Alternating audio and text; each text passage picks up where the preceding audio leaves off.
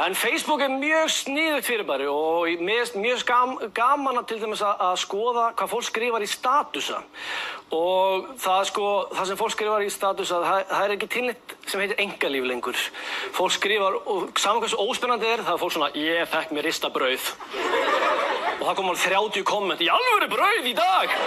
Kolvetni, En ég held að skemmtilegasti status sem ég séð, það var kona sem að skrifa hana status og ég sá þetta svona, það var Margrét nei, ok, ég ætla ekki að segja nafnið það, ég finnst það í sjónvarpinu, það var Sólbergsdóttir og svo kom statusinn var að missa vatnið á leiðinni upp á sjúkrahús og ég hugsaði, þetta það fyrsta sem þú gerir þú missir vatnið?